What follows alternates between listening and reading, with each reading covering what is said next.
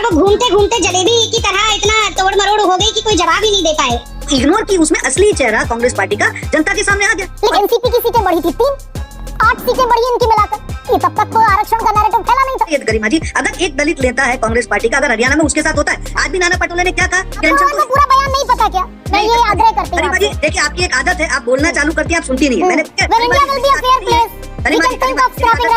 Reservation खत्म करेंगे, हमारा सवाल उस इंटेंशन पे। अरे ये तो बाबा साहब अम्बेडकर ने भी कहा भाई। देखिए जिस हिसाब से आगे जा रहा है, जिस हिसाब से आज भी दलितों की सिचुएशन है, आज उसको खत्म करने की बात आप नहीं सोच सकते। क्रीमी लेयर लगाकर आपने बांट दिया दलितों को। अरे भाई इतना डबल स्टैंडर्ड रोहन गुप्ता रखे। नमस्कार दोस्तों, स्वागत है आप देख रहे हैं द भारत डिबेट। दोस्तों आज की डिबेट होने वाली है न्यूज एंकर गरिमा सिंह, कांग्रेस के प्रवक्ता राजनीति नायक वाजपेयी रोहन गुप्ता के बीच में। दोस्तों जैसा कि आप लोग जानते हैं कि कांग्रेस हमेशा दलित पिछड़ा जाति पर ही राजनीति करते हैं, उसी को लेकर डिबेट चल रही थी, जिसमें गरिमा सिंह जी ने एक तरफा कांग्रेस के पक्ष में बोल रहे थे और वाजपेयी प्रवक्ता को जरा सा भी बोलने का मौका नहीं दे रहा था। उसके बाद वाजपेयी रोहन गुप्ता ने मैडम की ऐसी क्लास लगाई, उसे देख के आपको काफी आनंद आने वाला है। खैर दोस्तों, डिबेट काफी मजेदार होने वाला है। आपसे अनुरोध है कि वीडियो को अंत तक जरूर देखिएगा। अगर इससे पहले आप लोगों ने चैनल को सब्सक्राइब नहीं किया है तो चैनल को सब्सक्राइब और वीडियो को लाइक जरूर से कीजिएगा। चलिए दोस्तों, मेन वीडियो को स्टार्ट करते हैं।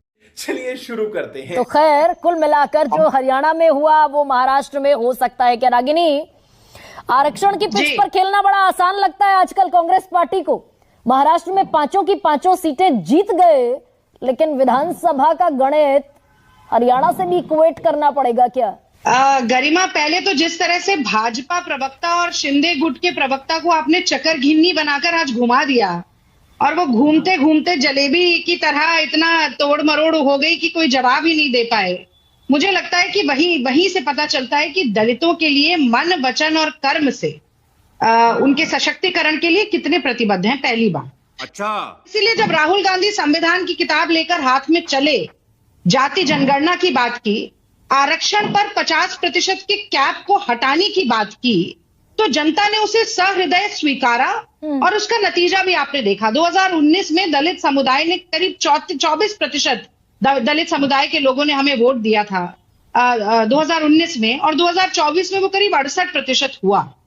यहां पर ये बताने की कोशिश की गई कि वो अपवाद था, यानी कि पूरी देश की दलित समुदाय ने, पूरे देश की जनता ने जो अपनाया हमारे संविधान और आरक्षण और जातिगत जनगणना के मुद्दे को, वो अपवाद था। लेकिन हरियाणा को केस स्टडी के तौर पर क्यों ना देखा जाए? अपराध बढ़े हैं, लेकिन हरियाणा को केस स्टडी के तौर पर क्यों ना देखा जाए? 2014 में 84 जो दलितों के लिए आरक्षित सीटें थी, उसमें से 40 ले गई भारतीय जनता पार्टी, 19 में बढ़कर हो गई 47। सिर्फ एक 24 का इलेक्शन में आपके पास आया दलित वोट बैंक और वो हरियाणा में छिटक गया। तो इस पर बात होनी क्यों नहीं चाहिए? नहीं, मैंने ये नहीं कहा होनी चाहिए, लेकिन आप बीते हुए कल में नहीं जी सकते ना। आप अगर बीते हुए कल की ही सिर्फ बात करेंगे तो तभी करेंगे जब आने वाले कल, यानी कि महाराष्ट्र में आपको हार की कोई जीत की कोई संभावना ही नहीं नजर आ रही। क्या कर रहे हैं यार तू? रोहन, अगर आरक्षण पर, संविधान पर, दलितों की लड़ाई पर, अधिकारों पर बात आएगी, लोकसभा चुनाव की तरह ये बाजी भारतीय जनता पार्टी के लिए कमजोर लड़ाई साबित होगी क्या? देखिए गरिमा जी, जो गुब्बारा होता है ना वो जल्दी फूट जाता है। गुब्बारे में हवा तो बढ़ती है पर वो थोड़ा सा ऊपर जाता है और फट जाता है। वही हुआ लोकसभा के समय में, एक गुब्बारा बना, वो गया, पर वो हरियाणा में वो गुब्बारा फूट गया। क्योंकि जनता ने एक संविधान के नाम पे जो पूरे देश में एक राजनीति हुई, एक डिवाइड एंड रूल की राजनीति हुई, दलित की बात हुई, ओबीसी की बात हुई, ये कहा कि 400 सीट आ जाएगी तो आरक्षण हट जाएगा, कहीं ना कहीं वो जो कैंपेन था उसके ऊपर जनता ने भरोसा किया। हरियाणा का चुनाव आया, आप जानती हैं, आप भी हरियाणा से, कि वहां पे दलित पॉपुलेशन बहुत ज्यादा है और ये कहा जाता था कि जो कांग्रेस की वन साइडेड विक्ट्री होगी, क्योंकि दलित का अगर आप लोग एक्स्ट्रापोलेट करेंगे लोकसभा के चुनाव को विधानसभा में, तो कांग्रेस की जीत ऑन पेपर दिख रही थी। पर जब हकीकत सामने आई कि शैलजा जैसी बड़ी लीडर के साथ ये हो सकता है, बार बार आप देखिए पूरे कैंपेन में वो बाहर रही, बार बार उन्होंने कहा, मुझे तो याद ही नहीं है मैंने लास्ट आखिर कब उनसे बात की। उन्होंने अपनी पीड़ा जताई, टिकट डिस्ट्रीब्यूशन में उनको नहीं कहा गया, कहा कि नहीं दुख तो होता है। तो ये चीजें आप इग्नोर नहीं कर सकते हैं। अति आत्मविश्वास और अहंकार ये सारी चीजें जो इग्नोर की, उसमें असली चेहरा कांग्रेस पार्टी का जनता के सामने आ गया। लेकिन महाराष्ट्र की लड़ाई और गहरी है क्या रोहन? हरियाणा से इक्वेट करना महाराष्ट्र की लड़ाई को, संदीप हालांकि बेहतर समझाएंगे, लेकिन एक सेकंड रुकिए ना, सवाल पूछने दीजिए। हरियाणा को महाराष्ट्र से इक्वेट करना इसीलिए ठीक नहीं है, जायज नहीं है, क्योंकि महाराष्ट्र में दलित वोट बैंक के तौर पर, केमिस्ट्री के तौर पर, पॉलिटिकल आइडियोलॉजी के तौर पर डिफरेंट बिहेव करता है। और मैं ये बात क्यों कह रही हूं, इसका भी आंकड़ा रख देती हूं। भाई आपने कहा चलो लोकसभा में गलत नैरेटिव फैलाया, हरियाणा में, महाराष्ट्र में, अक्रॉस इंडिया लोगों ने भरोसा कर लिया, तो ये जो विधानसभा का आपका आंकड़ा है जो 2014 के बाद घटकर सिमट कर रह गया, भाई 24 सीटें जीती थी आपने 2014 में, शिवसेना और आपने, बीजेपी ने, घटकर रह गई 14 सीटें, 10 सीटें एब्सोल्यूट डाउनफॉल, और कांग्रेस की सीटें बढ़ गई थी 5 और एनसीपी की सीटें बढ़ी थी 3, 8 सीटें बढ़ी इनकी मिलाकर। तो ये तब तक तो आरक्षण का नैरेटिव फैला नहीं था। देखिए, लोकसभा चुनाव था, पूरे देश का नैरेटिव था, और ये नैरेटिव एक राज्य तक सीमित नहीं था। ये सिर्फ हरियाणा, महाराष्ट्र की बात नहीं, उत्तर प्रदेश में भी वो नैरेटिव चला। हर जगह पे जहां पे दलित बहुमूल्य लोग थे, जनता थी, वहां पे बीजेपी को माइनस हुआ, वो एक फैक्ट है, और वो पूरा एक नैरेटिव चला। पर अब जब हम उसके बाद जब राज्यों पे जा रहे हैं, चुनाव, एक हरियाणा का आपने ट्रेलर देखा, देखिए एक ट्रेंड होता है चुनाव में, कोई भी पॉलिटिकल चीज में एक ट्रेंड सेट होता है।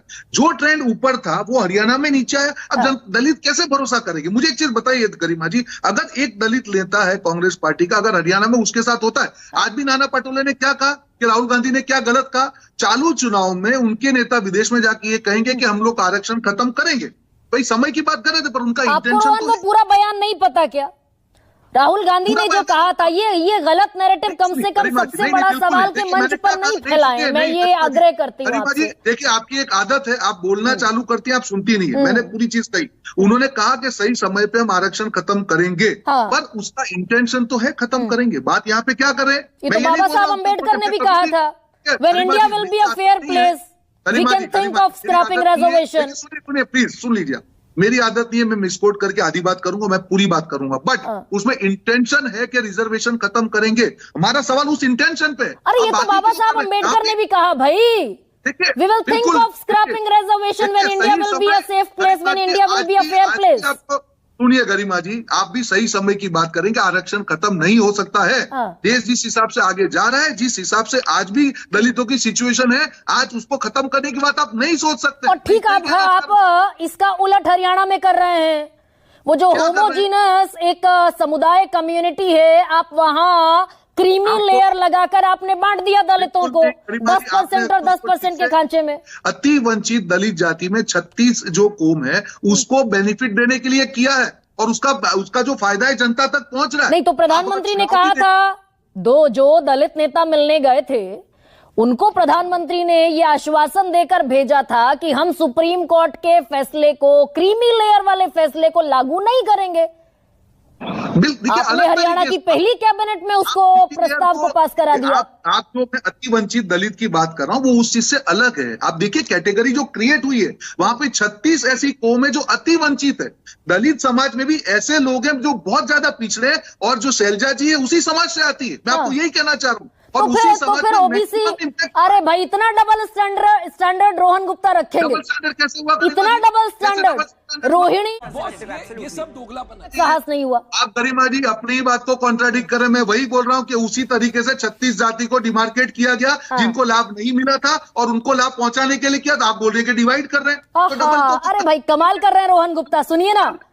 सुनिए, एससी दलितों में आपको 36 जातियों को आरक्षण का लाभ नहीं मिला, वो दिख रहा है। जब मैं डिबेट में रोहिणी कमीशन की रिपोर्ट कहती है कि ओबीसी को भी लाभ नहीं मिला, वो रिपोर्ट दबाकर बैठे हैं आप बोलती रहेंगी तो मेरी बात नहीं सुन पाएंगी। कॉन्ट्राडिक्ट मैं नहीं कर रही रोहन, आप कर रहे हैं। 36 जाति ऐसी है, 36 जाति हरियाणा में प्रेजेंट है। रोहिणी रिपोर्ट के आधार पर उसको जब डिमार्केट किया, अति वंचित दलित की जो कैटेगरी हुई, उसके लिए एक स्पेशल कैटेगरी क्रिएट की गई। क्रीमी लेयर अलग चीज होती है, वो टॉप डाउन होता है। मैं आपको बॉटम अप की बात कर रहा हूं, और वही मैं कह रहा हूं कि देखिए, पूरा जो भी सरकार आती है, उसका पहला काम क्या है कि जो सबसे ज्यादा जरूरतमंद लोग हो, उस तक से उसकी जो है योजनाओं का लाभ पहुंचे, आरक्षण का लाभ पहुंचे। और दूसरी पार्टी अभी क्या करी, आप अति वंचित की तो बात जाने दीजिए, उनकी नेता तो अति वंचित कैटेगरी में थी, तो भी अगर उसके साथ अन्याय होता है तो दलित समाज उनके ऊपर भरोसा नहीं कर सकता है। वो लोग भी देखिए, ओबीसी में भी कैटेगराइजेशन है, दलित में भी कैटेगराइजेशन है। मैं आपको यही कहता हूँ कि देश जैसे आगे बढ़ता है, इस बात का जवाब रोहन गुप्ता नहीं है क्या? थोड़ा सा सरल जवाब दीजिए ना, मुझे भी समझ में आएगा। आप अलग, आप सवाल बदल रही है 2-2 मिनट में, आप एक ही सवाल रखिए ना। नहीं, मैं वापस कह रहा हूँ पूछ रही हूँ, एकदम एक सवाल पूछ रही हूँ। सुन लीजिए, हरियाणा में दलितों का सब क्लासिफिकेशन जरूरी है ना रोहन गुप्ता? आप सुनेंगे बात को। सुनिए। दलितों की अति वंचित की कैटेगरी रोहिणी जो रिपोर्ट थी उसके ऊपर से क्रिएट किया गया। 94 में से 36 जातियां हरियाणा में थी, उसके लिए कैटेगरी क्रिएट की। मैंने पहले आपका आंसर वो दे दिया। सब क्लासिफिकेशन जरूरी है हरियाणा में? देखिए वापस आप आ रही है, आप बोलेंगे रोहिणी रिपोर्ट को आप इम्प्लीमेंट नहीं कर रहे हैं, तब क्लासिफिकेशन तो होगा ना। आगे बढ़ना है तो दो प्रश्नों पर क्लैरिटी दीजिए मुझे। आप आपको देखिए, debate for the sake of debate तो नहीं होगी ना। आप अगर ऑब्जेक्टिवली नहीं रखेंगे, मैं आपको आंसर दे रहा हूँ, आप सुन ही नहीं रही है। वीडियो को अंत तक देखने के लिए धन्यवाद। आज का ये डिबेट वीडियो आप लोग को कैसा लगा, आप लोग कमेंट सेक्शन में अपनी राय जरूर दे सकते हैं। अगर आप लोगों ने अभी तक हमारे चैनल को सब्सक्राइब और वीडियो को लाइक नहीं किया, वीडियो को लाइक और चैनल को सब्सक्राइब जरूर कीजिएगा। चलिए दोस्तों, मिलते हैं कोई और लेटेस्ट डिबेट वीडियो में, तब तक के लिए जय हिंद, जय भारत, वंदे मातरम।